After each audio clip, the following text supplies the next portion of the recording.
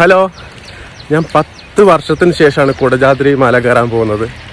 ഭയങ്കര ഒരു എന്താ പറയല് എക്സൈറ്റ്മെൻ്റ് ഒക്കെയാണ്. 10 വർഷത്തിൽ കൂടുതലായി കുടജാദ്രി പോയിട്ട്. അപ്പോൾ ഇന്ന് ഞാൻ പോവാണ്. നല്ല മഴയാണ്, രാവിലെ തന്നെ നല്ല മഴയും തുടങ്ങി. നമുക്ക് പോയി നോക്കാം എങ്ങനെ ഉണ്ടാവുന്നു. ബാ. അമ്പലത്തിൽ തൊഴുതതിന് ശേഷം ഞങ്ങൾ ഏകദേശം ഒരു 9 മണിയുടെ അടുത്താണ് ഞങ്ങൾ ട്രെക്കിങ് പോകാൻ വേണ്ടി റെഡിയായത്. അതിനുശേഷം ഞങ്ങളൊരു 4 പേര് അടങ്ങുന്നൊരു ടീമായിരുന്നു. ഞങ്ങൾ നേരെ കുടജാദ്രിയിലേക്ക് നേരെ തിരിച്ചു. നല്ല ക്ലൈമറ്റ് ആയിരുന്നു, അതാണ് എടുത്ത് പറയേണ്ടത്. ചെറിയ മഴയും ചെറിയ ചാറ്റൽ മഴയും വെയിലൊക്കെ ഉള്ള നല്ലൊരു കാലാവസ്ഥയായിരുന്നു. ഏകദേശം ഒരു 10 മണിയോട് അടുത്ത് ഞങ്ങൾ അവിടുത്തെ എത്തി. അതിനുശേഷം പിന്നെ ഏകദേശം ഒരു 2 കിലോമീറ്റർ മുകളിലേക്ക് കുടജാദ്രി സർവജ്ഞപീഠത്തിൻ്റെ അടുത്തേക്ക് ഏകദേശം 2 കിലോമീറ്റർ നടക്കാനുണ്ടായിരുന്നു. നല്ല രസമായിരുന്നു.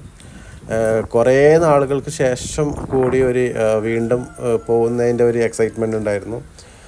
വലിയ തിരക്കൊന്നുമില്ലായിരുന്നു, സാമാന്യം കുറച്ച് പേര് മാത്രം, മലയാളികളായിരുന്നു മിക്കവാറും.